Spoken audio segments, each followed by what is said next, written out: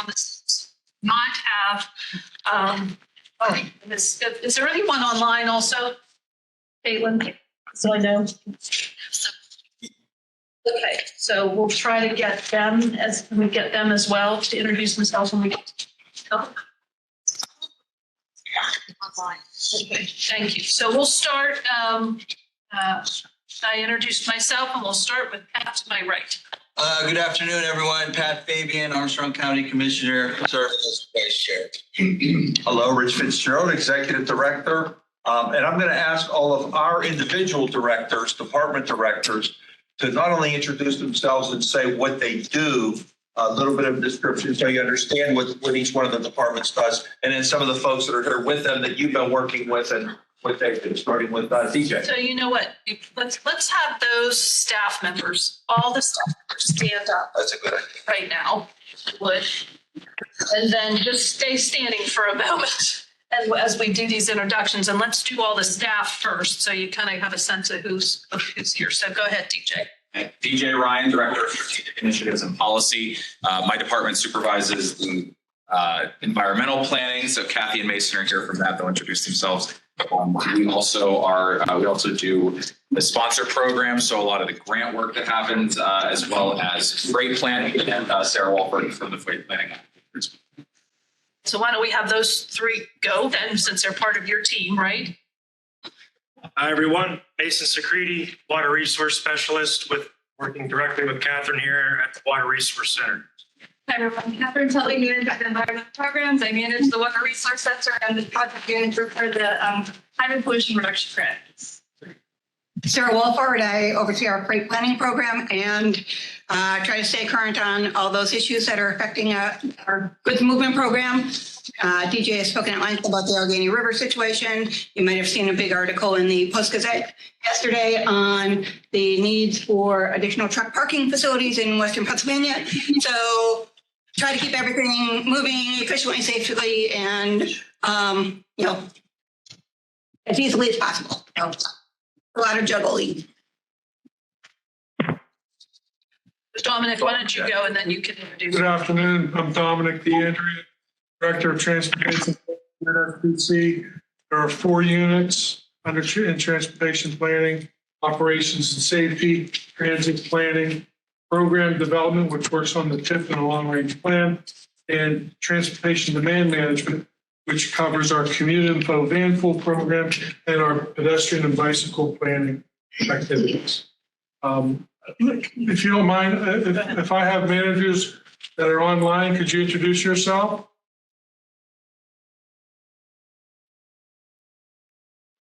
Yes, Dom, can you hear me? Yes, I can hear you, Ryan. Yeah, my name is Ryan Gordon.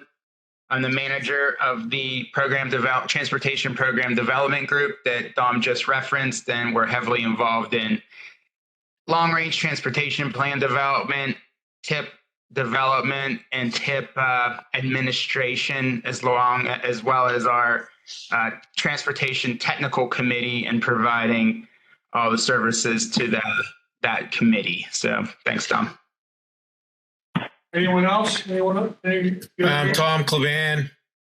Can you hear me? Yep, Tom, thank you. Tom Clavan. I'm the manager of transit planning. Transit planning group currently involved in updating an important federal plan, the coordinated public transit human services transportation plan. My group manages the Transit Operators Committee, one of the standing committees of the commission. We also participate in virtually all the transit planning that goes on in the region, including with Pittsburgh Regional Transit through the Transit Operators Committee. I think that's everybody that's online. No, Vince Facides is here. Hey, County Commissioner. Okay. Thanks, Vince. Okay, so who's next then? Go ahead. Good afternoon, everybody. Jen Lasser, Director of Workforce and Economic Development here at SPC. My department does about 3 key areas. The first is going to be comprehensive economic development planning for the region. That includes workforce development. We also do small business support through a program called Partnerships for Regional Economic Performance. And we also do grant technical assistance and community capacity related activities. And so I'm introducing Faith Collins. I'm Faith Collins, Community Capacity Coordinator. I work under Jen Lasser over here, providing grant technical assistance for ARC and EDA related grant opportunities to regional applicants. And the rest of my prep folks are not on the call. But Hi, I'm Elisa Sony, and I am the Director of Finance. thank you. I'm Kirk Brett Howard, Director of Office of Information Data and Information Systems. My team manages and provides the data in support of all the programs here at SPC and also at our member governments and municipalities and other planning partners. Chuck's team leads our data division. We also have a division of HPMS that collects traffic counts and monitors traffic out there. We do the GIS development here and a lot of data resources that not only support our programs, but trickle down to your counties and your municipalities. And and we also oversee our IT operation systems here. Chuck? I'm Chuck Brock. I'm manager of models and data analysis here at SPC. My team does the travel demand modeling. We do the air quality conformity. We maintain all of the data, including most of the census data that's available. We're here to help. Anything you need, let us know. If we don't have it, we know where it is. Bounce to Caitlin. Sure. Hi, everyone. I'm Caitlin O'Connor. I'm the Director of Communications and Public Relations here. I have 2 folks that are on my team and handle what you would normally think of communication. So internal and external media relations, social media, our newsletter, public outreach. So I will kick it over to colleague Rhonda. Hi, my name is Rhonda Craig. I am the Public Involvement Coordinator. So the public participation meetings, you hear from me probably quite a bit, and you will be hearing from me in regards to public meetings that are coming up here in May. And I oversee all of the panels in each of those counties, including the city of Pittsburgh. Jeremy Papa, I'm the multimedia developer. I work directly under Caitlin, and I kind of cover everything from video interviews that the few of you found today. That includes editing, production, animation, graphics, branding, print materials, and just being support in general for Caitlin and the patients. Thank you. Okay, now we'll go to, I think, is that all the staff? Did we miss anybody online? On staff? Hey guys, this is Lily Gabreski. I work under DJ, as he already said, in the sponsored programs department. So we manage pretty much everything with grant funding that Jen and Faith don't cover, and oftentimes we overlap with them. So feel free to reach out if you have any funding questions, or just reach out to DJ and he will loop you to me. Thank you, everyone. Great, thank you. Okay, we'll go down there past Dom, and we'll continue with introductions at that end. Sure. Scott Bricker. I'm the Executive Director of Bike Pittsburgh, and I'm a commissioner appointed by the city of Pittsburgh. Cliff Levine, I'm an attorney at Denton, Scone, and Grigsby, and appointed by the Allegheny County Commissioner. My name is Scott Dunn. I am a commissioner in Fayette County. Kim Geyer, Butler County Commissioner. I'm Sarah Namarato. I'm Allegheny County Executive. I'm the new Rich. Brandon Leach, PennDOT Center for Program Development and Management. I'm basically the SBC MPO liaison for PennDOT Central Office. And with me on the line, I believe, is also our newest Deputy Secretary for Planning, Chris Mulcairn, who's basically replaced Larry Ship. So, great. Hi, I'm Bestie Elias Kirk from Reed Smith, and I'm outside general counsel. Shireen Hess, Indiana County Commissioner. Betsy McClure, Greene County Commissioner. Robin Gorman, Indiana County Commissioner. Jared Ed Green, Greene County Commissioner. Mark Horton, Butler County, Director of Economic Development Plan. Ken Beer, President and CEO of Leadership Pittsburgh, Inc., and the Allegheny County appointee. Anthony Shea, Armstrong County Commissioner. Ian Kennedy, Orange County Commissioner. Tony Amadeo, Beaver County Commissioner. Larry Maggi, Washington County Commissioner. And sitting at the head of the table is Blair Zimmerman, Greene County Commissioner. Very strategic. He's lying. So this way, then we'll go to the wall. Chris Sanada, Lawrence County Commissioner. Bob Macy, County Council, District 9. Kevin Boozle, Butler County Commissioner. Nick Sherman, Washington County Commissioner. Mike Baker, Armstrong County, Vice President of Mount Lorenzo Holdings, and special thanks to Commissioner McClure, my parole officer today for letting me know.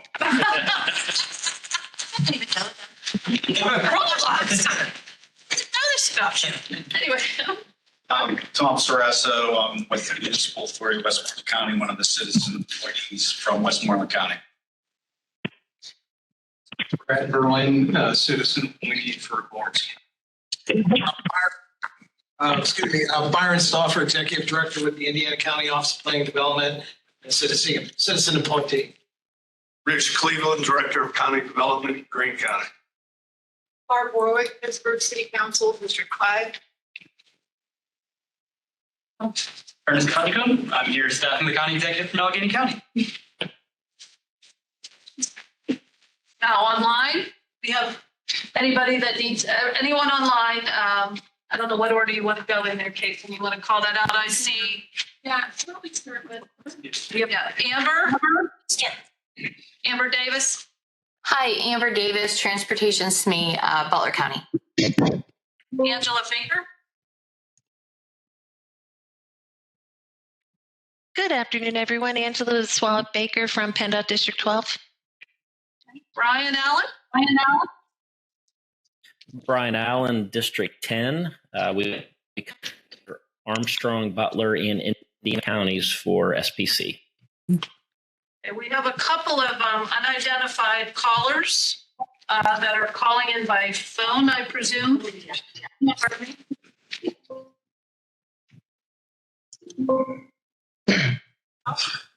Leslie, this is Jana Pro from DCED. I'm online today. Thank you.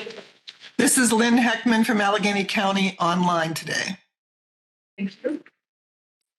And hi. This is Bob Regola, Westmoreland County. Hi, this Doug is Chu, Westmoreland County Commissioner.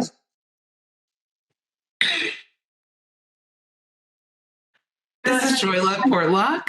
Hi, everyone. Joyla Portlock, Executive Director, Sustainable Pittsburgh. I'm a City of Pittsburgh appointee to the commission, and I apologize for not being there in person today. Wish I could have made it. Thank you. Don Curtis, Westmoreland County Commissioner, Chairman of the Board. Matt Halleck, Executive Director of the Breathe Project.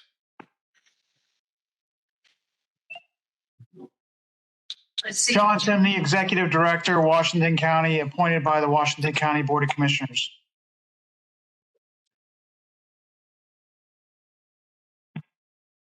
Jack Manning, are you on? Yes, Jack Manning, Beaver County Commissioner. Get whoever SMIT is that a Smith? Hi, Deborah Smith, the Breathe Project, Allegheny County. Jason? One, we got two. Oh, we have three Jasons. Oh, sorry. Hello, Jason Zhang, PennDOT District 11.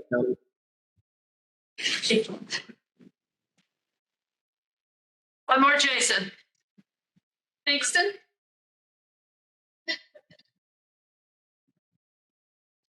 He might be. Oh, you know what? She said yes, it's no audio. Okay, I see that. Yes, Jeff. Did we get Jeff Marshall? Jeff Marshall, Greene County Chief Clerk. Well, John Timney? Just the one, you just identified him.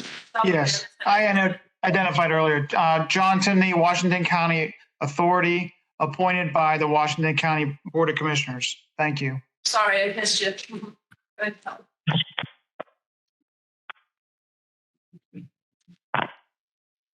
Kelly? Did she? Yep, she said she's with Beaver. Okay. Is that everyone yet? Or we need Kristen? We got Kristen. We got Kristen, I think.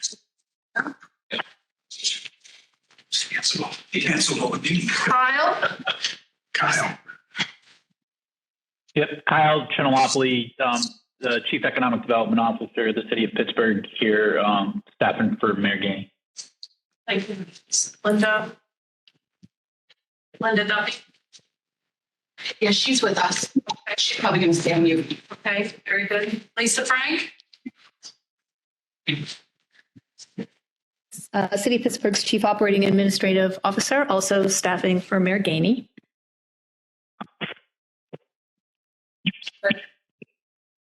Who did we miss? Matt or Pam? Pam Snyder with Buchanan.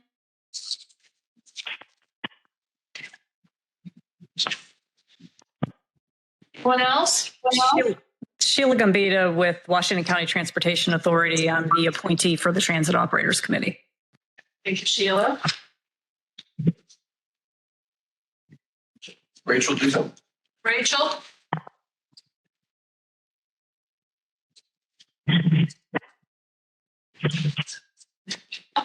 No? Okay. Robert, you got Robert Griffin. Yep, Bob Griffin, Redevelopment Authority, Washington County. Rachel might be having problems with her microphone. That is Rachel Duda, the new district executive for PennDOT District 12 for Fayette Green, Washington, and Westmoreland counties. Great, thank you.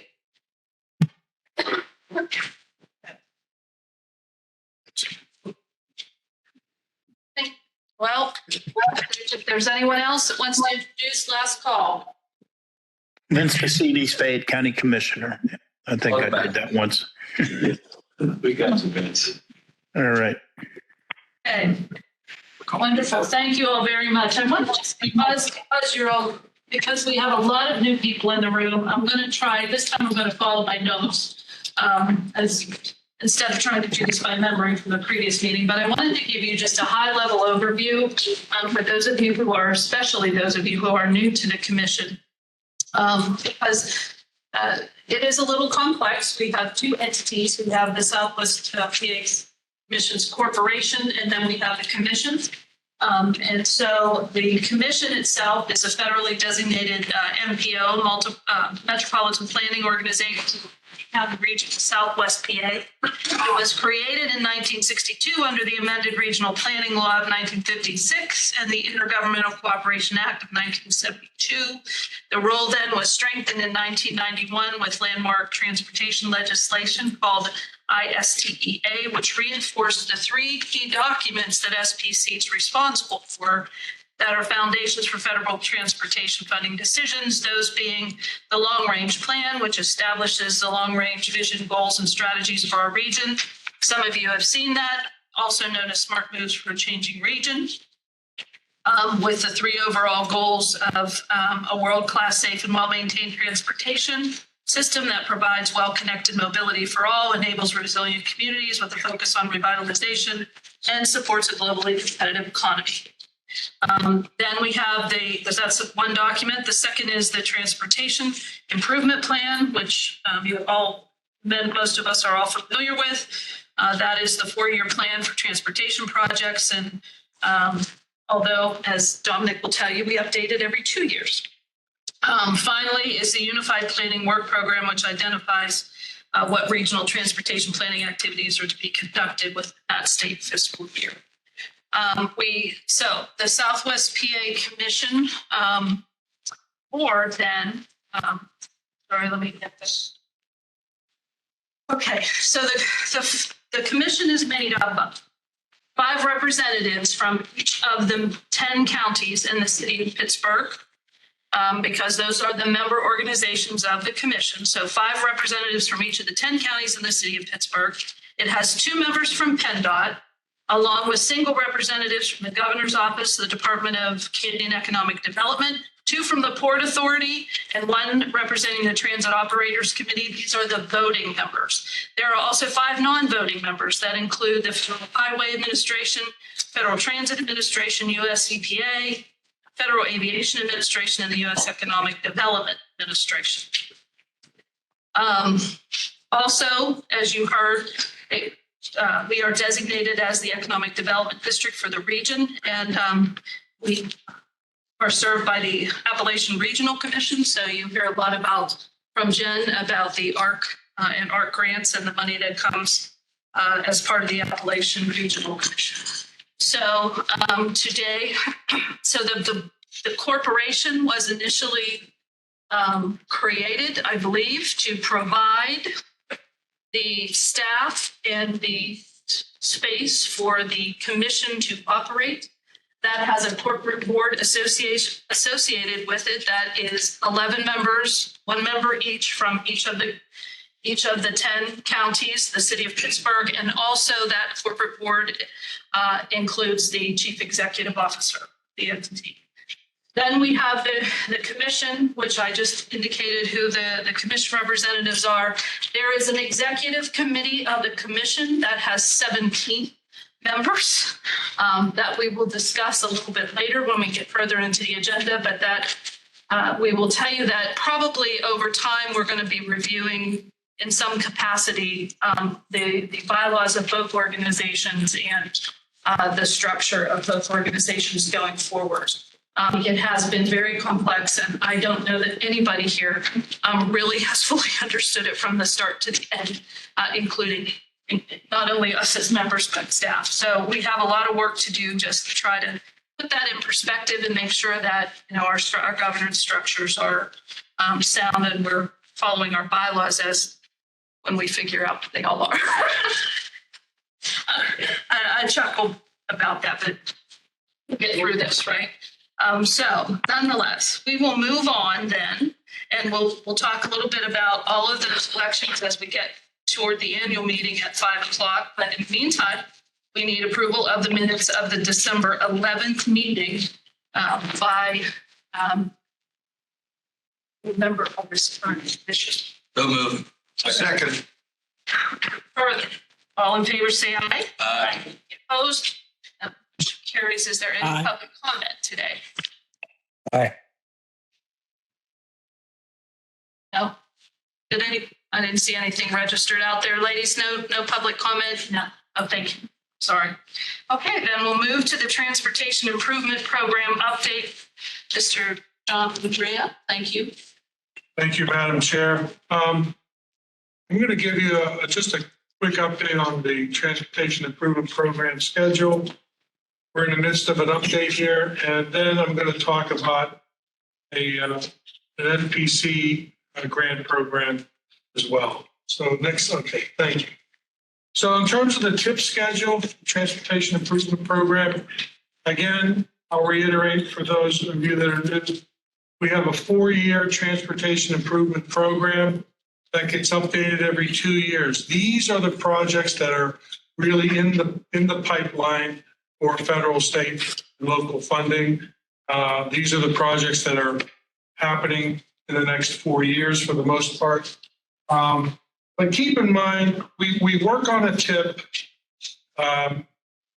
we work on a project list, and that TIP gets adopted in June.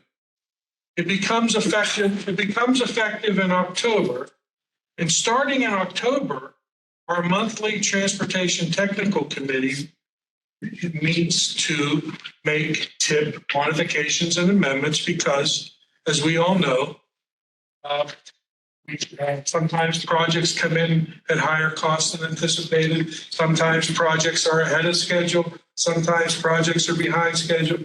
So think of the TIP as a living and breathing thing. So we're going to adopt it in June, but starting in October, your county representatives, PennDOT representatives, and others meet monthly to talk about moves that have to be made so that projects can move forward.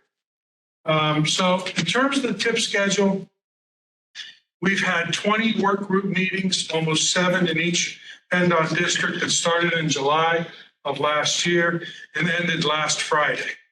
As part of this, as I presented at the last commission meeting, we also selected our transportation alternatives, CMAQ and carbon reduction projects. Award letters went out 2 weeks ago, and we are coordinating press releases and press events with the project sponsors. Our first round of public participation panel meetings to gain feedback on TIP development were completed in early December. We had one public meeting in each county and one in the city of Pittsburgh, so a total of 11 public participation panel meetings. They were generally well attended and well received. In early January, we submitted the pre-draft TIP project list to PennDOT Central Office in Harrisburg for review and comment. Their review is ongoing. And as a follow-up to today's meeting, we will be providing the project list to the full commission prior to the April meeting, so you folks can actually see what's on the TIP and what's moving forward. Here in the spring, we will be conducting the required air quality conformity analysis and environmental justice reviews and prepare the draft documents. We will open solicitation and evaluate and select projects for our smart transportation program. I'll give you more on that in a minute. And then we'll open a 30-day public comment period on these draft documents. We'll go back out to the public and hold another round of 11 public meetings for public feedback on the draft TIP between May 9th and June 6th. And our public involvement folks like Rhonda and Kaylin are starting to set up and coordinate those meetings with all of you. And we'll have, again, one in each county, one in the city. And in hopes of bringing an updated 2025-2028 transportation improvement program to the full commission on June 24th. Next slide. Okay. Smart transportation for livable communities. I'll touch on this program. So it's a program that we administer here at SPC. It utilizes federal surface transportation program funding, urban funding that is allocated to SPC and sets aside about $3 million per year, a total of $6 million, usually programmed on the latter 2 years of the TIP. Planning, design, and construction proposals are eligible to receive funds. Construction proposals may not exceed $1 million, which would include construction inspection. The program requires a minimum non-federal match of 20% of the funds being requested. Next slide, please. Only SPC member county governments, the city of Pittsburgh, and PennDOT districts 10, 11, and 12 are eligible to submit one high priority candidate project for each of the respective counties. In other words, a member county government or the city of Pittsburgh may submit one candidate project, and a PennDOT district may submit a candidate project for each county in their district. SPC, we obviously encourage coordination and collaboration between PennDOT, municipalities, and the counties on applications. The sponsors will assign their projects in one of the following eligible project categories: bicycle pedestrian improvements, corridor management, congestion reduction, transit-oriented development, planning and redevelopment, road intersection or network improvements, streetscapes and traffic calming, and electric vehicle charging stations. Next slide, please. In terms of evaluation, staff will evaluate the applications based on the 5 smart transportation themes. They are linking transportation investment and land use planning, supporting community goals. Does the application have a multimodal approach? Does the application include improvement of safety? And does it lead to a more sustainable community and resilient community? Other factors: consistency with goals in our long-range plan.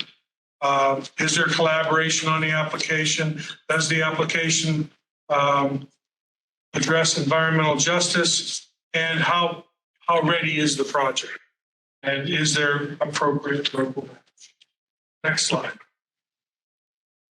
So in terms of the schedule, we shared the guidance for this program approximately 2 weeks ago with your county planners, city folks, and PennDOT representatives on our transportation technical committee.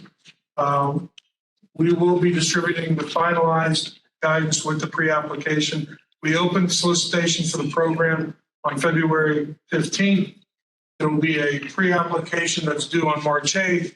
That's not that hard of a deadline, but we ask that anyone who's interested in submitting an application to have a pre-application to us within that time frame. The harder deadline is the final application period, which is going to close on April 8th. And between April 8th and May 3rd, we'll do our evaluation, and we'll bring our evaluation to our Transportation Technical Committee, which will seek endorsement at the May 9th meeting. And then those projects get folded into the TIP, which the full commission will adopt. With that, I'll just take any questions. Can you go back for just a moment? How much money are we talking about here? Relatively small amount, $6 million. Is the total? The total for the program. Yes, total available. Yeah. There are carryover projects, but we've looked at those and we think we're going to have about $6 million available. Yep. Is there a limit on the planning portion? Yes, I think the total cost limit is $312,500. That's total. That would be, I think, $250 federal and then local match.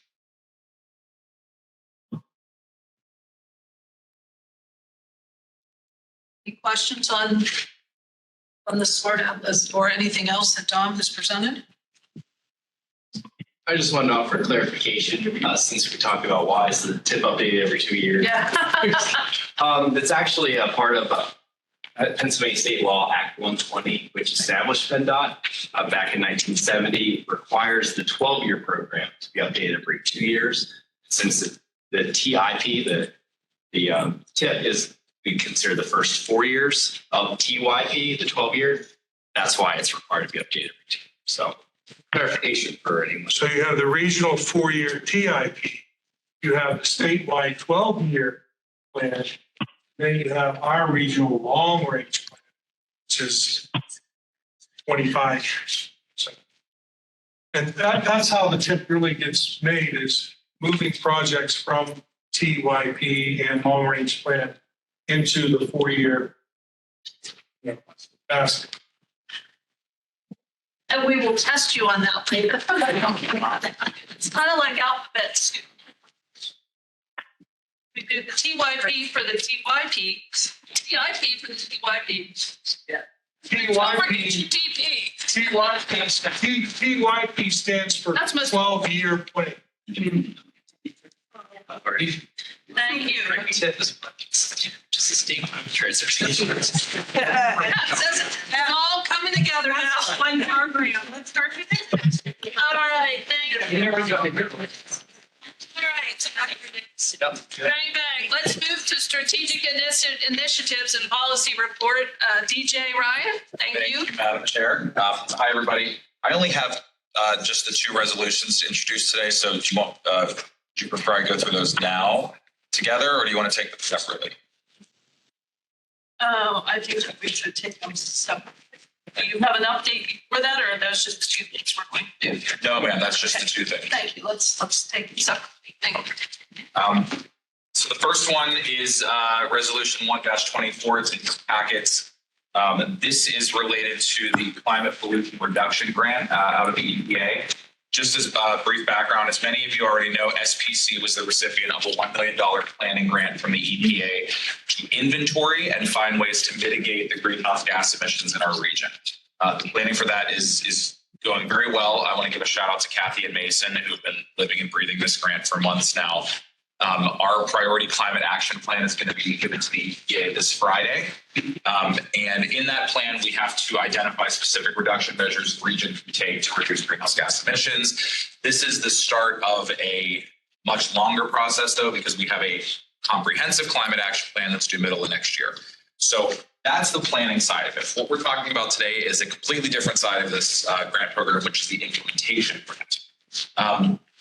So staff convened a steering committee, one representative from each county, plus the city's 11 jurisdictions, to have a discussion about how we can best go after the over $4 billion in implementation funding that's available to us. So I want to just recap that meeting briefly and say that while there are many organizations that are excited about the opportunity to apply for potential 4.32 billion or something, right, in implementation funding, that there were a lot of challenges that came up. Number one, there is anyone who wants to apply for implementation funding needs to apply by April 1st, which is a pretty quick timeline. Number two, there is it's a daunting task to try to combine all of the potential applicants for implementation funding together. We've been contacted by over 100 organizations. 70 of them have submitted potential projects to us, totaling over $2 billion. And we haven't even tried all that hard yet. We haven't even really gone out and researched this. And, so this is just what's been coming to us so far. So, do this. Yes, ma'am. Right. So that's and a lot of these projects are really, they're good ideas, but they're not fully shovel ready yet and need a little more time to hash things out. So given all of these challenges, we've discussed with our partners, and including the counties, and thanks to those of you who sent representatives to our meeting last week, the best solution that we can come up with is for SPC to request one single amount of money from the EPA, a yet to be determined amount of money, probably in the $100 to $200 million range. We're still collecting information on exactly how much we can feasibly spend here, but figure out the best strategy over the next month. But SPC requests a single amount of money for the region and establishes a locally competitive program here, very similar to the programs that Dom's been talking about, your transportation alternative, CMAQ, SMART. Bottom line is SPC is the regional representative in a lot of ways, and you all being here and supporting this legislation hopefully today would go a long way with that. And it's important that we speak as a unified region on this. EPA has given us the feedback that they like to hear a regional voice. This organization is the ideal forum for that. We know how to administer large amounts of money like this. We do it every year. And, so we believe, and also us applying for this gives all these other organizations more time to hash out the specifics of their projects. So if we were to get this funding, we wouldn't even know about it until July. So at the very earliest, we would not ask for applicants to this funding until then. So it gives everybody just a little more time to get stuff in order. So that is what this resolution essentially does. I will note that the steering committee had really productive discussions. There's a lot of finer points that we have to nail down as far as the specifics of how to score applications that could potentially come into us. But the consensus from the steering committee was that the best plan was for SPC to be the sole applicant for our region. And we also discussed this at policy committee today, and the policy committee came back with an actual voted recommendation for commission to approve this resolution. And with that, I'll be happy to answer any questions. Should we take the motion before we go into the questions? Okay. We're going to discussion. So can I have a motion? So Kevin moves. Is there a second? Second. Now, questions and discussion. I have some discussion. So Go to Dave. Dave next. Go ahead. Okay. We're an energy county. Everybody knows that Greene County is coal and gas. And when there's an interactional hurricane, it's never us, it's all the counties around us and stuff. And I understand this. I have grandchildren. I support green initiatives, but we count on our partners that are in the energy industry for a lot of support and help that we don't get from other places.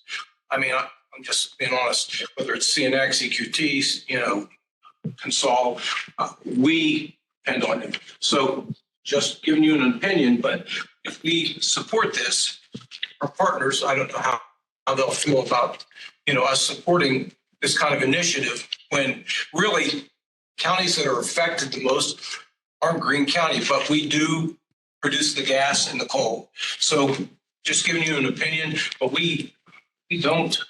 I mean, we get over the years millions of dollars from those companies, corporations, and so it's just at what point or what's going to happen when it comes out that Greene supported this, and our partners. Because I've already gone to Harrisburg and spoke for and asked by the industry to support some of the stuff. Again, I understand and I support a lot of Greene stuff, but I'm also a county commissioner in Greene County, and I have to support my county. So I don't know what that's going to mean for us down the road. So I said my piece. When I look on the list here, it says projects, policies, and measures. Can you give me any examples of projects, policies, and measures? Yeah, absolutely. So we've had, I will say that it's really the sky's the limit. The ultimate thing is that they have to do greenhouse gas.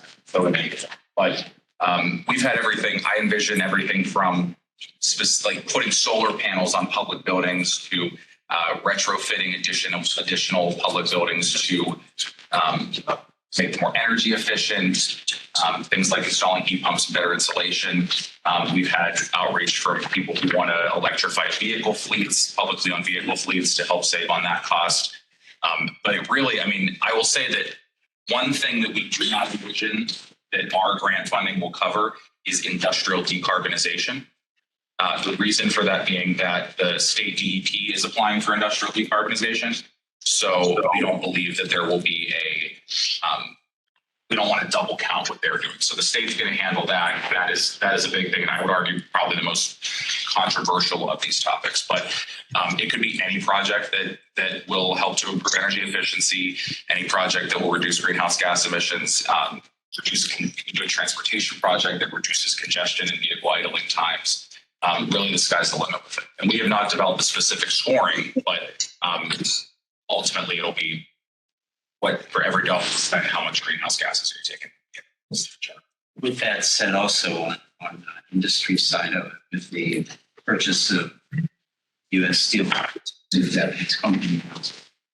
kind of effect is this going to have on that transition? Because there's still the Pittsburgh steel industry. It's a steel industry kind of area. What's this going to say to them? The same resolution, what's it going to say to them? As just talking to Blair, as Blair was talking about Greene County with the gas industry, now we got to look at the steel also. Absolutely. Yeah, I think this resolution is simply asking the commissioners to agree that SPC should apply for this money. Someone is going to apply for this money for the region. SPC is the only one, I believe, that can ensure that it gets equitably distributed among all the counties. I believe that SPC is the one who has the most experience with administering these large amounts of federal dollars. So this resolution isn't being communicated out to the public. I don't believe that it implies that our commissioners, both SPC commissioners or county commissioners, are taking a position on anything other than SPC should apply for this funding because we want to make sure that we bring money back. But we are taking a stand in one way or the other, because when you were talking about funding coming through the government, there's a stand coming from the requirements of that grant. So when it goes into that fine print, there are things in that fine print that actually do change the philosophy and change the purpose of the grant, which actually makes it go, in my opinion, straight to the climate reduction part of it. Yeah, it comes back, it does hurt like Greene County. It can hurt Fayette County as far as that goes, because we're also a gas company county too. We have gas wells in our county, and we look at that as a source coming in on our monies for a regular basis also. But the big thing for me is, you're talking about a region. How many people live in all the other counties that work for the steel industry? And is this going to affect the steel industry? In my opinion, it is. I will say, first and foremost, we've been contacted by private industry. In some cases, organizations like CNX have reached out to us directly and asked us to apply for this funding. So I do think that it's ultimately, though, all we're doing is saying that we want to get the pot of money here. We're not saying that anyone has to apply for it. So, ultimately, if a county commission believes that a certain project that occurs within their county it's not consistent with the county's vision, county's long range plan, the county will ultimately be checked in with. Of course, we're always going to check in with the commissioners, but I believe that in that case, if the county believes the project isn't something they could support, then that's fine. What we've heard from municipalities is that they would like to see ways to reduce energy costs, something like putting solar panels on their buildings, for example. But if nobody has to take this money, this money can certainly, we've got $2 billion in projects, I think. So we're not going to get that much money. So it will be spent. We believe that it should be spent, as equitably as possible. But if the county doesn't want to have the money in their county, that's perfectly. We work for you, and we'll allocate the money as you see fit. DJ, it sounds like, this resolution going back, we're applying this funding. However, the next step, when you actually start to look at what projects are, that's where really the rubber meets the road. I mean, that's a whole nother day for these folks to be monitoring, should they wish to be part of that process. Oh yeah, and I will just add that it was brought up at the meeting we had, the steering committee meeting, that some counties wanted to have a list of the projects, and we have shared that around. Some counties have wanted to have a specific say in whether or not the project was consistent with the goals of that county and their long range plan. We've committed to making sure that happens as well. So this is simply saying that we want that SPC should be the applicant for this funding to ensure that it's equitably distributed among the counties. DJ, Go ahead. Did CNX indicate the project that they were interested in specifically, or are you not? Kathy, so I don't remember if they listed it. I will say some organizations did ask us to keep their projects confidential because they're proprietary, but they were talking about a couple things. They were clean jet fuel, I think. One of their things was with the airport authority on the hydrogen fueling for the airport facilities. I want to say even like mentioned this, Irons Energy contacted us about helping to improve the efficiency of the operations of the Cumberland mine. So I mean, it's not just, it is a range of energy firms that have contacted us about this in order to help make their operations more efficient and, save them some money and their energy spend for their own operations. So we definitely don't want folks to have a sense that this isn't open also to, our friends in Orange County. We want everyone to benefit from this and think of it in terms of economic development, workforce development potential. So hopefully that answers your question. Any talk about natural gas powered buses? Yes. With CNX specifically, I wondered that. Yeah, that's the other thing that they mentioned to us. So it really runs the gamut. It's the projects are extensive, and Kathy probably has them memorized at this point. I don't, but it's a very diverse group of projects. It's what you think of as climate, pollution reducing, but it's not. There's a lot of industry projects in there as well. Question down here. How long do we have to spend the money to get it? 5 years. If we get it, and you said there are others that can apply. If we don't apply, who the other people are or other groups are that may apply for these grants. Yeah, so I've been I'm sorry, did you? It's okay. Well, I think what you're saying, because if we're setting up that grant program, then that eventually has to run through the commission, correct? Yes. So very similar to what happens with CMAQ and Transportation Alternatives and SMART now. I will say that there are other organizations in the region that have considered applying for this funding. What they would apply for is their single project. So let's say there's an organization out there, a county housing authority wants to apply for a specific thing to retrofit some buildings. They could go out and apply for this funding only for that project. Leave every one of the other 68, 69 projects behind.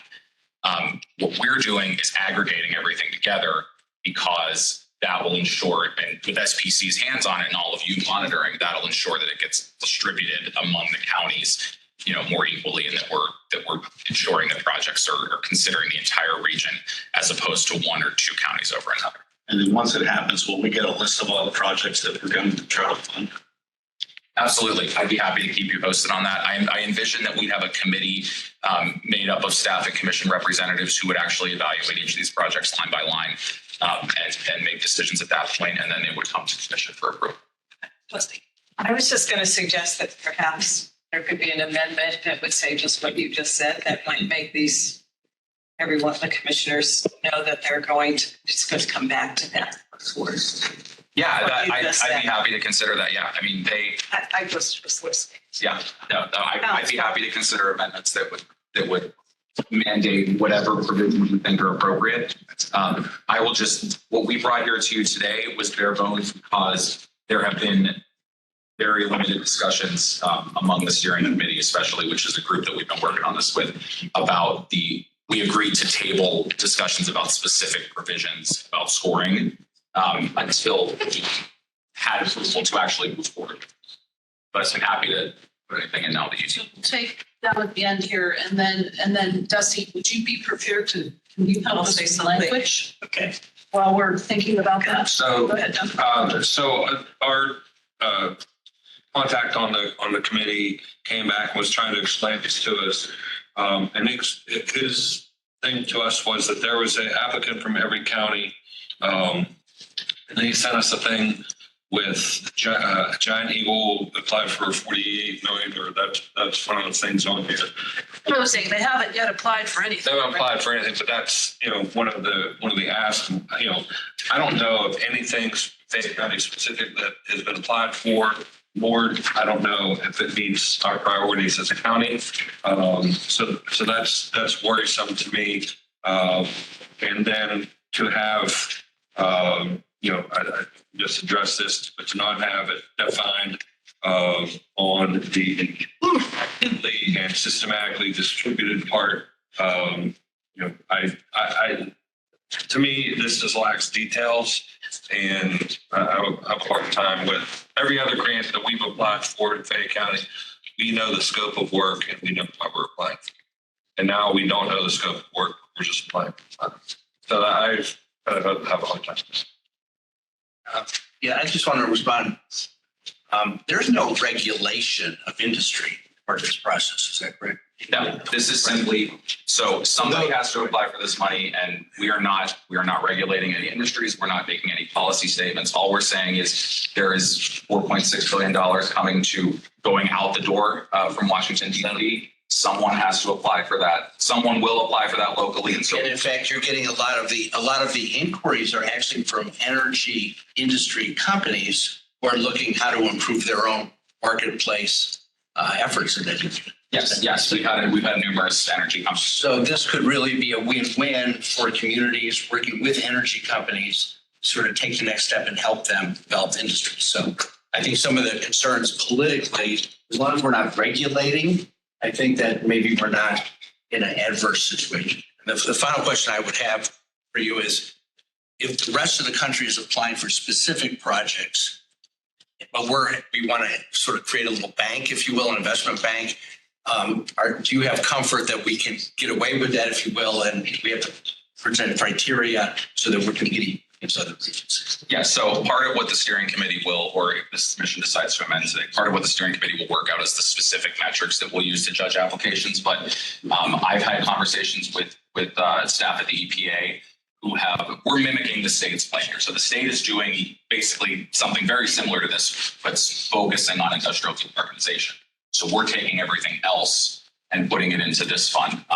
But this is a route that many other MSAs are going, particularly because of the timeline. It's too much to try to aggregate all these projects. And I don't know any organizations that can manage 70 sub-grantees, which is what we have to do if we chose specific projects. So just my final point would be, I think in our, to follow Dusty's suggestion, given that we're an energy region, I actually think we can make a very positive statement that we can help accelerate our energy companies in terms of dealing with some of the issues that are confronting it. So It's going more go ahead, David, and I want Dusty to give us a suggested path forward here. The reason for this question is kind of like piggyback, of course. This may not regulate industry, especially energy companies, but the energy companies are already being regulated crazy. Now, would this have any effect on those regulations in the sense that if they are missing anything, they're going to be banned from this? I mean, unless they would, the only thing I could conceive, and I would defer to Dusty if this is true or not, but if they were to somehow be ineligible for federal funding as a penalty for something, then they would be ineligible for federal funding. But I mean, no, this is simply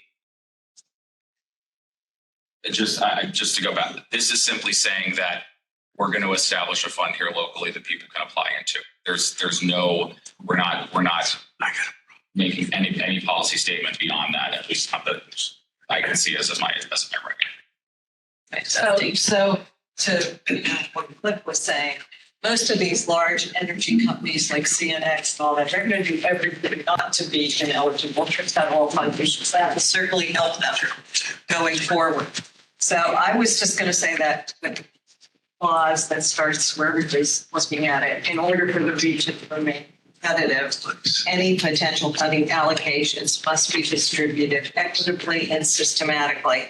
And then I was just adding in, including after consultation with the county and its commissioners. Does that make sense? Because, you know. Yeah, and that would mirror what this committee about making sure that they have to, potential project applicants have to go back to the county and get a letter from, letter of commission and whoever, stipulating that this project is consistent with the county's long range plan or something. Yeah, and you could add in, and it's long range plan that made them more comfortable. I mean, I was just trying to say that you're going to talk to them, but you had already said that. And if I could just make one final statement, and then I'll stop talking here because I know I've taken up a lot of time. I understand the nuances that all of you have to go back home to, and I will. One thing I'll say is that this is a lot of what we're talking about, is especially in terms of the energy counties, is ultimately going to be covered by the state. So the DEP's industrial decarbonization plan is doing things like carbon capture and storage, and a lot of the more hot button issues that have been talked about with relation to energy communities. So we are not applying for industrial decarbonization or any other industry. The entire industry sector is completely out of our process and is going to be ultimately under the state's plan. So we're doing everything else. The vast majority of the projects that are going to come to us are going to be things like, making buildings more efficient. Now we're open, we take any project that's good. But when it comes to industry, the vast majority of that is going to be decided under the state's program. So if I could interject, sorry, everyone. We have a couple questions online. One's from Commissioner Chu. Go ahead, Doug. Hi, I was just wondering if this grant will include indirects or what some people call overhead or F&A for SPC. We imagine, yes, it will. We're going to have to, this is going to be a huge process to administer. It would be a consistent percentage. SPC in the past hasn't taken overhead on some grants, and in my belief, that's been a mistake. I think that we need to take a little bit here, but we will certainly keep you posted on the exact amounts. But we haven't started the application yet because we didn't want to go forward without getting it.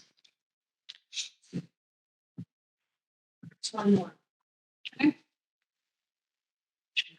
Yeah, Johanna?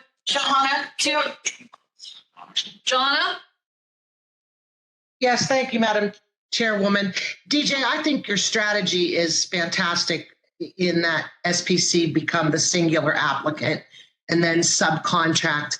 But my concern is as always, and it may be too soon for you to answer this, but how do we assure that for all of those sub-applicants, they get an equal opportunity?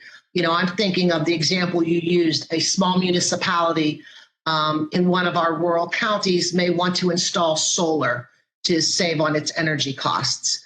How do we make sure that an application for those sub applicants is sort of fair to everybody, regardless of their level of capacity. Certainly some organizations closer to the city and probably in Allegheny County and with big relationships with universities would have a better shot at that than some of our folks elsewhere. So again, it may be too soon for you to answer that, but that would just be my concern. Yeah, no, that's a great question, John. And it's a problem I really hope to have. But we are, I've been personally going out and talking to some of our councils of governments as one way of doing it. I think that the COGs are a great, I would love to see a COG apply on behalf of its municipalities, maybe to help save some of that paperwork. But we're going to have to go everywhere. So our planning grant includes money for outreach. We're going to have to go to these counties and conduct public meetings as part of the planning process. It's my hope that we can do a lot of those public meetings before our grant application would be due that July. Again, if we get the money, we're talking October that you'd actually have to submit, as a municipality. So it would be my hope that we could get a lot of that done at that point and do the outreach that way. But I would also rely on the commissioners to help us. When you apply for this, just so that we are clear, you apply for this funding, do you have to give them those details, or is it going to come later after we receive on how the money would be distributed? And other than us saying that we want it to be equitable and systematic, and perhaps in consultation with county leadership. Is that something you can determine later, or are you going to have to put that in the proposal? And I think, and I asked that question because if that's something to be determined later, then once we get through this process, then that means that they have to come back and talk to the commission about how they plan to distribute this, so that we have a hand in that, John, I guess, or at least have to approve and a voice, right, in how that works. Is that true or not true? Yeah, I think that's accurate. I mean, there will be some details that we'll have to work out in the application that we'll have to go through the steering committee, which every county has sent a representative to, or almost every county, I should clarify. But we are nothing, any metrics that we would have to go through, or anything we'd have to put in the application would certainly be discussed with that committee. Commission won't have a chance to meet yet, but it's my intention to keep the application as vague on the scoring as possible, so that we can take this time in July to actually patch out the details. This is the one due April 1st. Yeah, so April 1st is when we have to submit our letter, our application to EPA. And then we would hear back, they're telling us in July, which is the point at which our program locally would have to be ready to go in order to start taking applications. So this is what makes it important, that if you have an appointee to the committee, that they need to attend and be attentive. And if they can't, you need to make sure there's somebody different on that committee to represent your county. And second, that, or the city or the entity. And I think, and second, that you keep in touch with them. So before that application goes in, you'll have some understanding of what, might be submitted before it goes in. If that's the case, if we choose to proceed forward, if we're going to proceed forward. Madam Chair. Yes. I'm not sure if this is helpful, but I did sit on the steering committee, and also before the steering committee, Senator Casey's encouragement to regions to go after these funds. This conversation here today is almost mirrored with what the steering committee did answer. I will tell you that Fayette did a very good job on defending what they had to go back and take to their commissioners to sell. And some of that was very similar, Blair, to your concerns, as many of us are energy communities. What I would say to you is exactly what's been said. If we don't go after this money collectively, someone else will. And it could be that some of your projects do show up in your counties that you don't know about until it's funded, as they were saying. Second, it does allow us, for terms of projects that were on the slate already, that they can share with us, because some did not know those projects were sent in for your county. And it does give us time to deliberate as counties in a region to say, would they think about coming over to all the counties and sharing the resource equitably, blah, blah, blah, or not, and whether we go forward and approve it being next step. The third thing is it puts it much more in our control to take back to all of our commissioners, here are the projects that are being suggested for your counties, and make sure it does fit and that there is agreement and that you can get out in front of the message regardless. And I agree with my colleagues, many of your energy companies are diversifying their portfolios anyway. And so this money can only help them in the long run for the diversification efforts they're making to support those goals. So I would, and the staff did a phenomenal job on the steering committee call as well. If we choose to amend this to support that or to make sure that it's clear that there's some consultation here, but we now have a motion and a second, Dusty. I think that we have to have another motion to amend and then a second of the. On the amendment. As the first motion, I could be in favor of the change. Okay, that's great. So motion to amend, I guess. Are you? I'll second the motion to amend. Okay. And that specifically is going to say in consultation? I said including after consultation with the county and the commission. The county and the commission. Okay. Very. And there was a second to that amendment, right? Okay. So we have to vote on the amendment first before the full. Yes. Go ahead. No question. No? He has a question. Yeah. Oh, no, we could vote and then one more point of discussion, or what would you rather? We ask the question now, or? Oh, yeah, you want to ask it now before we vote. Okay. DJ, how much are we applying for? So the reason we got all this money, the short answer is we don't exactly know, but it'll be between 100 and 200 million likely. We collected all the information from these. The reason we have all these projects is simply so we can figure out a number of like what's viable and how much can we actually spend here. Turns out we could spend the whole national fund if we needed to, but we're applying for between the two. Thank you. That's a considerable amount to potentially bring to our region. Okay, so are we content? We can first take the and vote on the amendment, correct? Okay, so we have a motion and a second on the amendment. All in favor of the amendment, please say aye. Aye. Any opposed to the amendment? Yeah, today. Pardon me? Doug Chu said yes.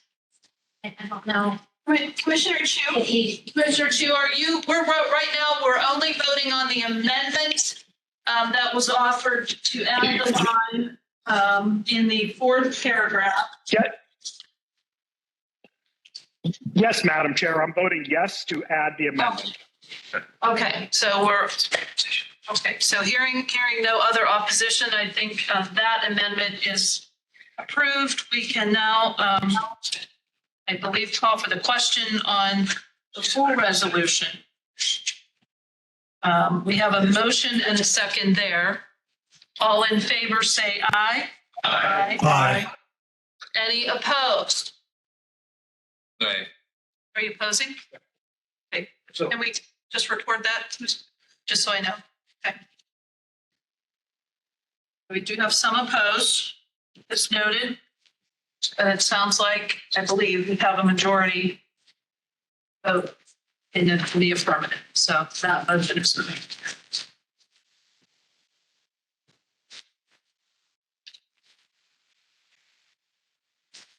EJ, you want to move on to the second? I would love to. All right. That'll be easier. This one, everybody, is a direct result of the work that the Save the Allegheny River Group has been doing for the past year. This is a resolution that we are putting up at the request of Senator Casey's office to support a piece of legislation that they are into. I'm not going to read that whole thing. It's called the Waterways Act. Essentially, the Waterways Act is a bill to establish a task force on waterway freight diversification on the Monongahela, Allegheny, and Ohio River corridors. The mission of the task force is to study and develop recommendations to improve waterway freight use on the three rivers and to connect potential freight diversification projects to funding opportunities. So it's going to be housed under the interagency working group that Jen's talked about earlier today. And the MPO SPC will probably, it says MPOs will have seats on this commission. So that's good for us to have a voice there as well. And the whole idea of this task force is to solve the original problem we talked about, where there's less freight moving on the rivers, which is why we're having these locks and dams issues in the first place. If we increase freight, then theoretically our problems get solved. So that's the goal of this legislation. I will add that it's a $5 million appropriation, federal appropriation for the next 10 years, $5 million per year for the next 10 years. And largely in our conversations with our federal delegations, the issues around the Allegheny River and really around all of our freight diversification have been bipartisan. We got sign off for the letter to the Army Corps that Congressman Reschenthaler led. I think every other federal official signed off on that piece of legislation, or on that letter rather. And the Pittsburgh Commission, who I know many of you work with in your communities, I spoke with them today and they indicated their support for this legislation as well. And I know that Senator Casey's office has been reaching out to many other organizations to try to gather support for this, ultimately to try to get it into some type of package over the next year. So this resolution simply says that the legislation Senator Casey is proposing is good and that SPC supports it. Make a motion, Madam Chairwoman, for discussion. Second. So, questions. First of all, I ask you all, so I think when I asked the question about the bill itself, BJF sent the bill to all? Yes, I did. Okay, so you should have received a copy of Senator Casey's proposed bill. Rather short, let's say. So let's go to comments and questions. Leslie, it's Lynn Heckman. I have a question. Go ahead, Lynn. I just wanted to support DJ. Utilization of the facilities determines whether or not you get money to maintain them. I sat on the Port of Pittsburgh Commission for many years. It's important that we increase our utilization so that we can keep our locks and dams in good repair. Thank you. So my question is with regard to the appropriation, $5 million a year for 10 years through 2034. Is that to have projects on the river, or is that just to operate the task force that's being? My understanding is that it's an operating budget for the task force. Hopefully they will bring in a lot more than $5 million a year to the region, but that specifically is to operate the task force. It's an additional appropriation to the interagency working group. And they do cover, I will add that we say Allegheny, Ohio, but they're talking the whole length of the Ohio here, all the way to Mississippi. So that's it's a big region to cover. But so we're frankly grateful they included them on it. So for those who don't have it in front of them, the authorization of appropriation says there's authorized to be appropriated to carry out this section, $5 million for each of the fiscal years 2024 to 2034 to be available until expended. Again, this is a bill that has not obviously been approved. He's asking for support. So correct that. I want to make sure everybody's clear on that. And it hasn't been introduced yet even, so you can't go onto the database and search it yet. I did send the advanced copy of it if anybody doesn't have it. I'm happy to. Has the commission ever sent a letter of support for any other bills? Ever? I'm relatively new. I'm not sure. I've only been here a little less than a year. I'm looking at some of my colleagues maybe have been here longer, but we don't believe so. No. And I wouldn't bring a piece. I would not say that this is going to be a common practice from me, but this is directly tied to the work that we've been doing on your behalf. So.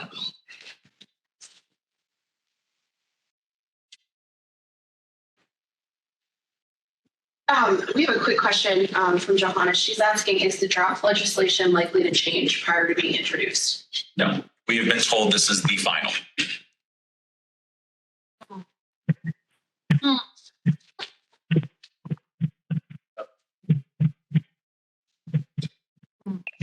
So DJ, I guess it's a little late to put the Youghiogheny River in there, huh? I would think Allegheny or the Monongahela River corridor includes the Yacht, but we'd have to dredge quite a bit to move freight on the Yacht, I think. I understand that, but when the water level goes up and down, it affects the Yacht. Thank you.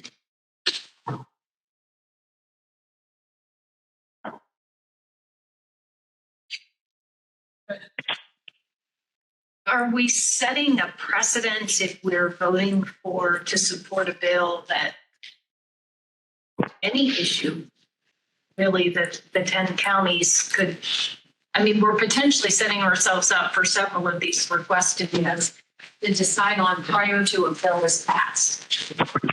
So I just put that out there. I hadn't really thought about that until you asked earlier, and now given the discussion, is that something this commission wants to take on? Because we could potentially get several in the future with things that maybe we're really not going to agree on. Versus something very, and I heard you say truly non-representative who wouldn't support this in a sense, but I get the other issue of should we be supporting the passage of the bill versus the grant money that could potentially come to help our water. That's a fair question. I would say never. It is not my intention to ask the commission to take action on legislation very often. I do think this is a special case, but I understand that it does set a precedent that, then somebody could come to us and then, we'll have to have discussions about future legislation and whether we want to bring it up at all at commission. So it's a fair point. I would argue that in a situation like this, it's important for us to advocate. I mean, we've seen what happens when we go and advocate for things on behalf of the region. I believe this region is stronger when our voice is a single united voice. In the rare case that we can all agree on something, we should go forward with it. I believe that this has the potential to be one of those, but I also understand that that's one opinion. So we've done this before. We have supported legislation before. I've been here 25 years and it's absolutely happened in the past. I can't give you a specific, but I know that. Yes. And I would agree with that. I've been there for 40 years and we have. And I think this one's different because it's just to support, it's going to help us. Yeah. To actually, spend money on a project. The thing I would add is that this is a group of county commissioners generally, which actually balance budgets, roads.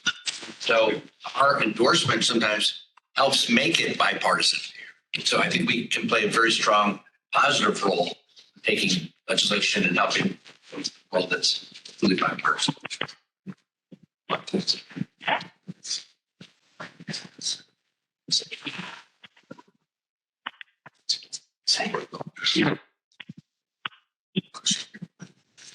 I don't think foolishly on that.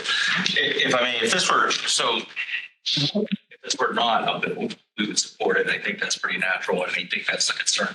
I would also add that if it were not in the affirmative, each county could then write their support if they so choose, right? So there's that option as well. I think it is a much stronger argument when you do it through this organization, though, and many other organizations do lean in and out of different situations. But as DJ said, I think that it's right for what we are trying to do as a commission. Sometimes you have to take off our own hat and look at it as a whole. And that's very important to do today. No. I think the opposition is $50 million for a task force, and everybody knows, sometimes they're great, sometimes they're not. And this is taxpayer money on something that may pan out and something that may not pan out.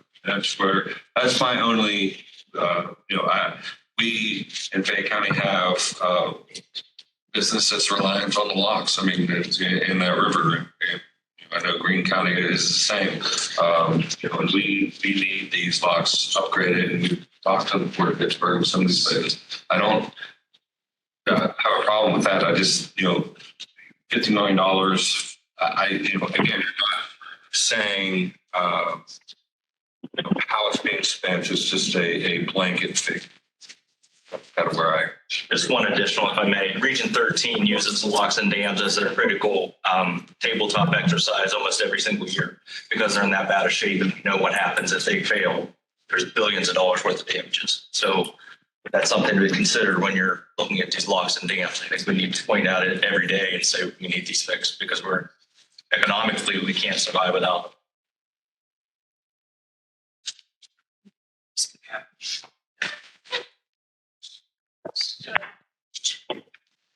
So this funding is actually just for the task force. Correct. Yeah. So this is the aim of the legislation is for it's $5 million a year in operating expenses to cover the entire river basin of the Allegheny, Monon, Ohio, and the next potential. I'm not going to speak in legislative terms. Connect people who want to ship on the rivers to funding, to federal, state, and local funding that can allow them to increase their freight. Specifically, it says the task force shall convene on an ad hoc basis to study and develop recommendations to improve waterway freight use and economic development in the Ohio, Allegheny, and Mon River corridors, facilitate investment in the Ohio, Allegheny, and Mon River corridors by identifying projects connected by projects to federal, state, and local funding programs. Coordinate and activate stakeholders around the waterway development and submit to the interagency working group an annual report. And that's the interagency working group under Colin.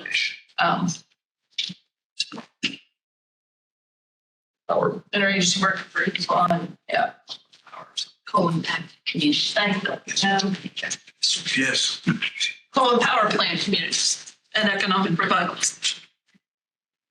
So, okay. Are we sure that this bill is not going to change?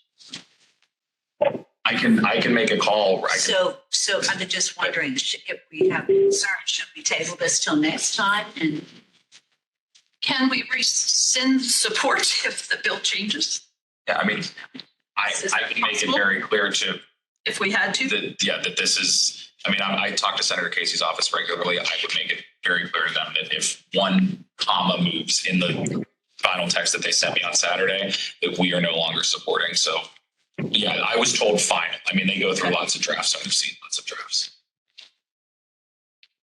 DJ, 10 years is a long time. We needed help 20 years ago. Yes. So, I mean, that's where I'm stuck on. It's, of course, I'm going to support it because the Allegheny River goes from the top of Armstrong all the way through, and we have very limited to no blockage open fundraise, nonprofit. So that's just my only feedback as I glance over and look at the bill and review it. It is 10 years is an awful long time. I'd like to see something in the 3 to 5 year range. And I think, the goal, hopefully, if they do a lot of good work in the first couple of years, we could see organizations like ARDC no longer have to fundraise if they're able to direct money specifically to the community, somewhere in Freeport, and they could start to shift. So again, incumbent upon us to follow up on, should this bill pass and this group get created. Incumbent now on us to hold their feet to the fire to do what they're legislated to do. Kind of how I see that. We can't forget about it. Somehow we have to keep it on an agenda on an ongoing basis. We can't just vote on these things. We have a tendency, all of us, to do that in our own communities. We vote on something and, you know, we don't go back and check to make sure that what we said was going to happen actually happens. So that's probably one way of looking at it is we always have that ability to make sure that, you know, whatever it is that we supported actually occurs. It's not only a statement in favor or not in favor, but really just saying, here's what we can do as a commission if we're going to, you know, actually function like we should. Okay. Or is there anything further? Are we ready to call this one? Okay, we have a motion and a second. All in favor, say aye. Aye. Aye. Aye. Any opposed?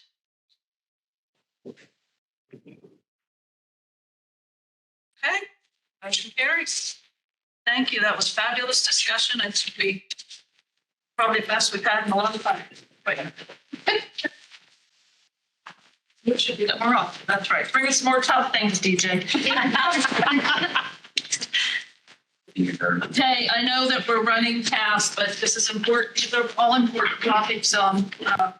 Jen, you give us the Build Back Better Challenge update. I would love to. This should be relatively painless for everybody. So, good afternoon. I wanted to give you guys a little bit of an update on where we're at about a year in here at SPC with our Build Back Better grant. So, it was a $90 million ask to EDA, and eventually they came back with about $62 million. That $62 million was split up between 5 grants.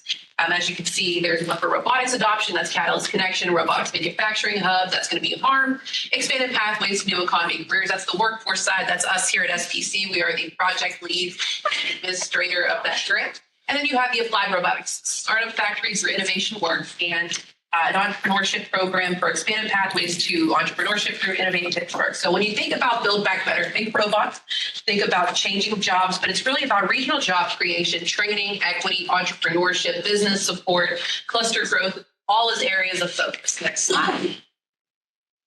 So under Project 3. Next slide. Thank you. Thank you. So the whole goals and objectives, think workforce. Again, you want to expand training and placement opportunities. You're going to build a vibrant and robust ecosystem for robotics and robotics businesses, clear pathways and wraparound services for students and workers. We want to make it easy for people to transition into new careers. And so, but with that one specifically, we want to remove barriers to employment, whether that's childcare, transportation challenges, education challenges, you know, all of the above. And then we want to be responsive to the needs of businesses. Are they hiring? Are they laying off? Do they need to retrain their staff? And ultimately look at this region as establishing regional training hubs. So we want to train and retain our workers. Next slide. So with this, just some updates. So under Partners in Performance, we hired a regional economic competitiveness officer through the conference named Ben Pratt. He's doing a great job. A lot of work this first year was done with data collection. So in analytics, success story here is they had a bunch of communication strategy meetings. They put together a new website. There's a toolkit for all of our partners to figure out how do we brand this thing. So when we all talk about our successes, we're all saying the same type of things. Don't worry, I will show you that website. Those of you who remember prior presentations on this. And then workforce wise, all of your work-based training has started under all of the projects here, which is huge, meaning everybody has either started actually training, started putting individuals into training, into work.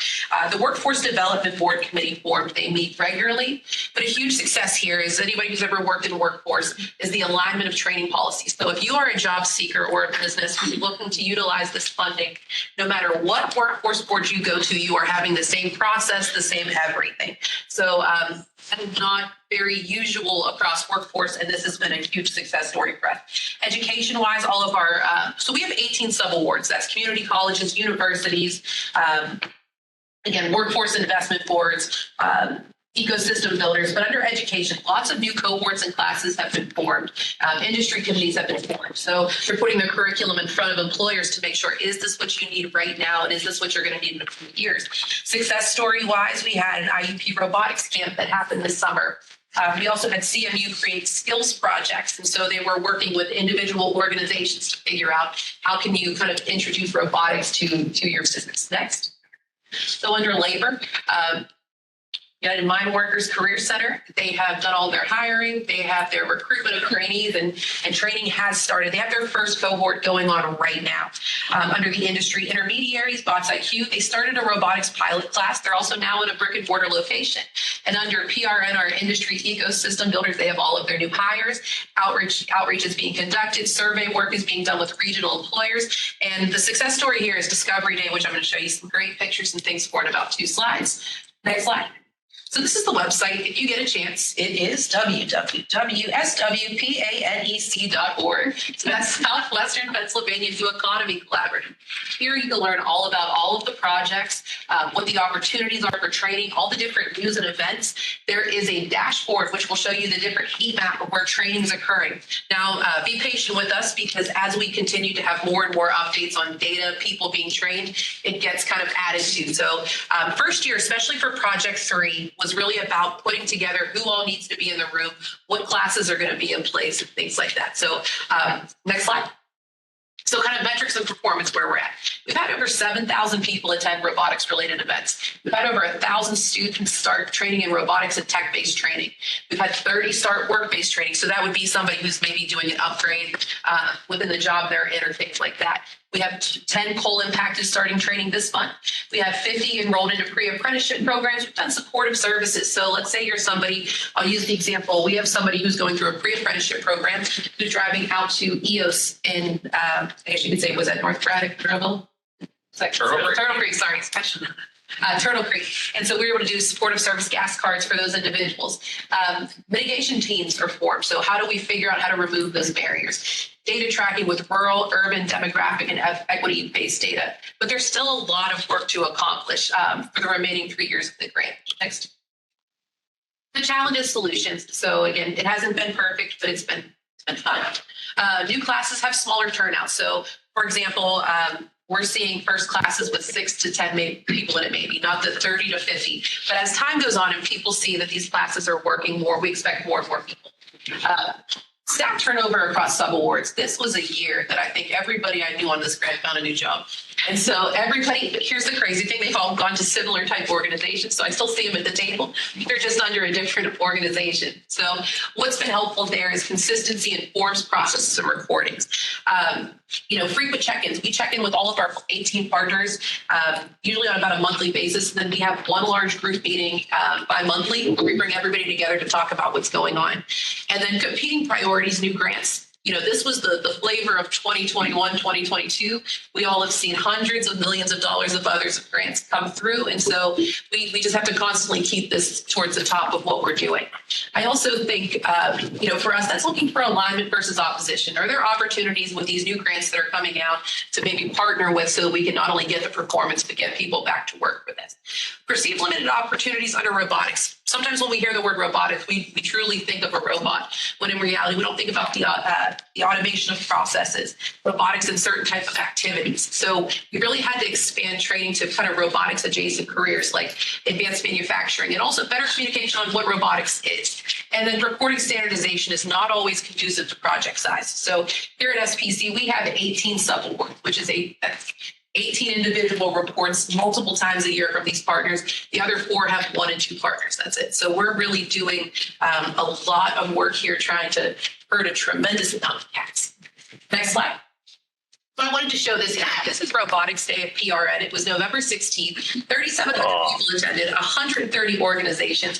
Really important to say here, 900 students with 77 teachers from Southwestern Pennsylvania schools attended this. They had a robotics talent acquisition and retention workshop with over 50 in attendance, where they were talking about what does your business need and how do we tie the workforce to those jobs.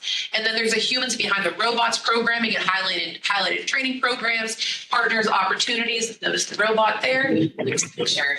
And if you guys weren't there, Kit was there from Knight Rider, which is really important. You can see Faith in the corner here. we took the entire workforce and economic development staff and were volunteers at that event. So we had the pleasure of being there. And I can tell you and attest to the fact that those two amazing robots, that Spot from Boston Dynamics, and I unfortunately cannot remember the other one's name, when you saw a lot of students from all over watching these robots, they were seeing something that they had never seen in person before. And I think this is really important because students don't always know the type of jobs and careers are out there unless you see them. So we got to see firsthand that day probably a lot of robotics engineers being kind of birthed in that location. But there was such an opportunity to have discussions. We see that further growing into things like job fairs and additional connections for employment. But I can't stress to you what an amazing day that was, because so many people got to see robotics across a whole gamut of different fields, types of businesses, everything from trucking and transportation to truly, a robotic dog that begged for treats. So any questions on robotics related grants? So just to reiterate, there are 5 projects under this. SPC is the lead for the workforce piece. And so we're basically taking in the money for that piece and making sure that the partners involved, which would be your workforce investment boards, your community colleges, your training, yes, all of those entities, making sure that they're meeting the requirements and the desired outcomes related to this grant funding. So there are 4 other project areas, related to that new economy board, and I can assure you that they generate lots of discussion at the economy board level for those of us who serve on the board. Lots of discussion about how we're actually going to see an outcome at the end of this investment to make sure that occurs. So. Things are going well, but the bumps, as you indicated, we're dealing with less of a workforce out there and available. So trying to generate that interest in the robotics fields, and also particularly toward specific careers related to manufacturing, related to transportation, related to bridge building, related to agriculture in particular. Those are all areas that are currently being looked at and explored. So. Thank you, Jen, for that update. Other questions on that? Jen, so if a county has a request training program or something like that, if we go through the WIB, they will contact you. Is that the WIB would actually the WIBs are funded to do this, so they don't even actually go through me. But what I will do is I will take their performance and put it in our grant. So I love to hear that. So if you have something in mind, talk to them for sure. So SWPA. It is. You said it too fast. So. The website is it is swpanec.org. So, and I would suggest to you as commissioners that you go back to your workforce investment boards, to your community colleges or training facilities if you have them, or in universities, and talk to them about how they are engaged in this Build Back Better grant process, and if they are. And if you have questions about who might be engaged, Ben Pratt can help you. And if you have not met Ben, I would suggest that you make an appointment to have him come and visit you, and he can help make sure that the connections are getting made in your counties for your industries, your agriculture, and all of the above. Right. So the rapid response team. Unfortunately, back to energy, guys. But this will be very quick.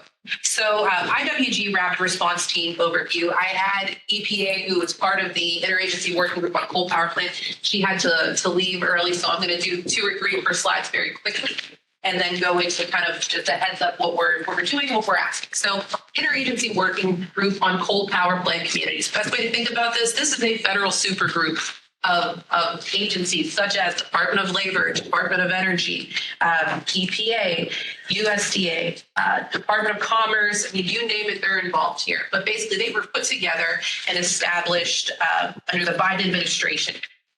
And so all these federal agencies are basically coming together and coordinating to find out how they can facilitate economic revitalization in areas of coal, oil, gas, and power plant communities to support dislocated workers or displaced workers. So this group is chaired by the director of the National Economic Council. Senior National Climate Advisor, Senior Advisor to Office of Clean Energy Innovation and Implementation, and it's ultimately administered by Secretary of Energy. And next slide. Okay. So the establishment of the Pennsylvania Rapid Response Team, this is led by US EPA Region 3. Her name is Terry Dean. Unfortunately, said she couldn't be on the call, but you all will meet her at some point. Their goal here is to provide assistance to communities to address economic revitalization, connect communities to federal agency funding, address opportunities for economic revitalization, make connections with state and local leadership, and hold meetings with community members, stakeholders. Next slide. So where we come into play here. So they reached out to us last August to say, hey, we want to get into the communities and talk about what the needs are. So some of you might remember this, but EPA was here back in August as part of the IWG to say, you know, we want to find out how we can help. And so in September, we met with all of you and started scheduling virtual listening sessions. And again, I cannot thank you enough, and I'm sure Faith will do the same, but they started with Washington, Greene, Beaver, Armstrong, and Indiana counties. And, you know, Washington County was first held in September. Jason with Washington County and Will with the Chamber did an amazing job. Greene County, Jeremy Kelly and Sheila Stewart did an amazing job. Beaver County, Ed Nemeth spoke on behalf of your county. And in Armstrong, it was Darren, and Darren brought in RIDC. And Indiana met individually because they were super excited to kind of talk to you all about Homer City Power Plant. But basically, all of these brief conversations led to that culmination event in Westmoreland Community College, Westmoreland County Community College with, you know, the governor was there, Secretary of Energy was there. Let's see here, Senator Casey was there, Gail Manchin from ARC, a few other people. And then SPC had the pleasure of talking about kind of who we are and what we do. Next slide. So why they chose SPC to kind of start with this is they felt that we're a natural fit for outreach and stakeholder engagement. One, we're a local development district, so designated by ARC. We're an economic development district designated by EDA and a metropolitan planning organization. We have deep ties to the region. This room alone should kind of show you that, you know, whether it's county commissioners, state transit, et cetera. We do the planning activities such as the comprehensive economic development strategy, the long-range transportation plan, and the TIP. And so we also handle partnerships for regional economic performance. So that's your EDO's small business support. And then we have the community capacity program. So why they chose us to start with is they, you know, as I'm going to steal this from Tom Clevan, but we build a table at which the conversations happen. And so they knew that we work well with all of you and could start that conversation. And then under the community capacity program. Sure. So this is a relatively new program. But because this program exists, we get to have these kinds of conversations. So like I said, providing technical assistance related to federal grants. If you go to the next slide, what we saw with the counties that we talked to in fall of last year is they were also struggling with capacity building. That was the overall main theme, main trend that we saw in these conversations. Capacity to apply for these federal grant opportunities. If you see below, a lot of them are first-time grant applicants or donors of space. I'm not telling you anything that you guys aren't already familiar with. There's interest in planning grants for feasibility studies, not even sure where to get started, let alone what kind of project to ask for. Feasibility studies, blight studies, housing studies, and then identifying funding for blight, for broadband, for water, infrastructure, housing. This actually goes on and on and on. More conversations are needed. I think another thing that we heard over and over again is even if the county brought to the table, what kind of follow-up is going to happen? What's going on here is that EPA IWG is actually following up. They want to continue these conversations. We could not have done this without the planning directors and EDOs presenting and having that kind of data available. We would not have been able to do this. What we were kind of struggling with is when we're contextualizing or providing information about each of these counties, is that the low unemployment rates do not tell a full story. Statistics about the counties do not tell a full story. What's going on in one municipality is different than another, and they may still be in the same zip code. And DJ brought this up earlier. There's separation of ideas versus projects. What's shovel-ready, what's application-ready, what's even pre-application ready. Is it an idea, or does it have a budget going along with it? Next slide. So kind of what the next steps are going to be. So SPC is beginning to assist the IWG's rapid response team in Armstrong, Beaver, Green, Indiana, and Washington plan individual events. They want to do an in-person event. And what their goal is to host this in-person event in late spring, early summer. They want strategic partners there, nonprofits, local government, education, et cetera. I've already sent notification to the EDOs, the planning directors, as well as the county commissioners on this. March 7th at 1 p.m., there's going to be a virtual kickoff. I'm going to send everybody out an email on this with links, et cetera. But basically, this virtual kickoff is for Southwestern Pennsylvania, and they want to discuss the planning efforts. They want to tell you a little bit more about what they're doing and how they can help.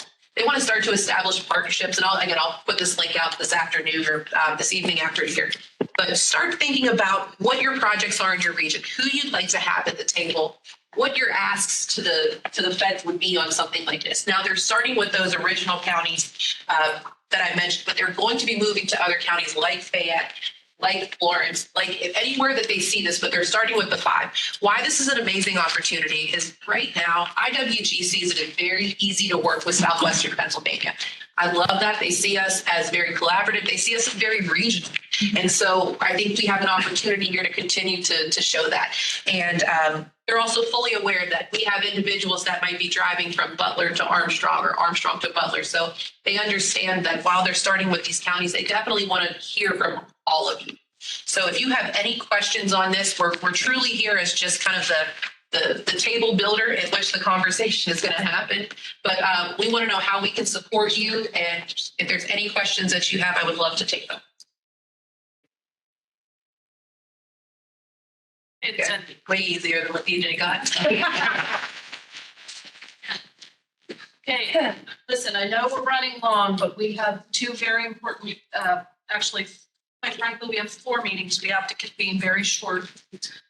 We hope they are annual meetings. In a moment, I'm going to let Rich talk a few minutes about what's coming up, but then I believe that what has to happen here, even though this is on this commission agenda, I believe we have to adjourn this meeting, being an annual meeting of the commission at which we will elect the commission's executive committee. That committee then has, according to these bylaws, has to then hold an organizational meeting to elect the officers of that committee. Typically, there's an alignment here with the officers of the and we'll talk about that in a moment, with the officers of the board and the officers of the commission. Once we're done there, then we have to also convene the corporation annual meeting, at which we would then elect the officers for the board, and then we elect the board, and then we will go to the organizational meeting right after that, in which they will elect the corporation officers. So we've got literally 4 meetings to run through quickly to do that. So before we do that, Rich, your update. Okay. Do it briefly. One of the things I think a lot of folks, for those of you newly sworn in, newly elected, what does the SPC do? You've gotten a flavor of some of it today, but not everybody knows all of the things that we're able to do. So we're going to be hosting an orientation. We'll be getting word out to you in the next month or so to host an orientation with all of the directors, some of which you met today, that can go over all the various things that we've done. You've seen a lot of it today with obviously waterways and with energy, but things like rideshare, trails, export, GIS.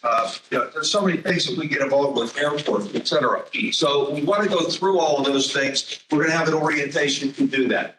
DJ and Caitlin and I, as we met with you over the last couple of months regarding the priorities that you've laid out, we're going to follow up with those and put strategy together along those lines. And along those lines, if there are any events that we don't know about that you have in your communities, you have in your counties, that you think you need us to be there, whether they be meetings, events, organizational type things, let us know so we can do that. Obviously, every one of you can get a hold of me at any point, but I also want you to have the direct contact with the directors and the folks that work under them and work on the various parts that we do. The last thing I want to say is we got some requests of folks, companies and nonprofits who are really short of workers and are looking for some opportunities like what Jen and Faith have been working on when it comes to things like job fairs. So think about some things you might be interested in doing that we can help you with. We have some organizations that work on those in those spaces, and we want to continue to do that. Lastly, we've been pretty successful with the grants. Just recently, $130 million spike grant that many of us went up a couple of years ago in April of 22 to lobby and try to get our fair share. The executive board did that at the time. Leslie, Pat, Vince, myself, Mayor Gainey, meeting with secretaries, meeting with our elected officials. And that really is the key for us to get our fair share. We've got to continue to do that. Meeting with Secretary Buttigieg, I get $142 million that he announced just last month is important. And Jen talked about the $62 million Build Back Better grant. It was a very, very competitive national program. We got in this region with Jen and the Allegheny Conference, Stephanie with a lot of partners, REDC. We got one of the biggest grants in the country. That's $62 million. So again, I think it's the collaboration, working together, getting ourselves in front of people. And the last two things I'll say is we're going to be going to Harrisburg May 6th and May 7th. There will be a big conference that the Allegheny Conference puts together that we can partner with. And then in mid-September, folks go to Washington, D.C., and we'll be getting you those dates and details on that. I think it's important for us to show as much of a presence as we can with all the elected officials in our state Senate, state House, federal Senate, federal House delegations to be in front of them. That's all I have, Madam Chair. Thank you. So the bylaws do state that it also must hold an annual meeting. So I believe, and Dusty, you tell me, I believe that we need to adjourn this meeting and convene an annual meeting of the commission. And then we take for the two items that show up on this agenda. That's correct. Okay, all right. So I'm going to ask for a motion to adjourn this meeting. Got it. Something that never ends. Okay, all in favor, say aye. Aye. Aye. Need a motion to convene. Okay, Second. I'm sorry, I think I do. But we'll convene the annual meeting. Thank you.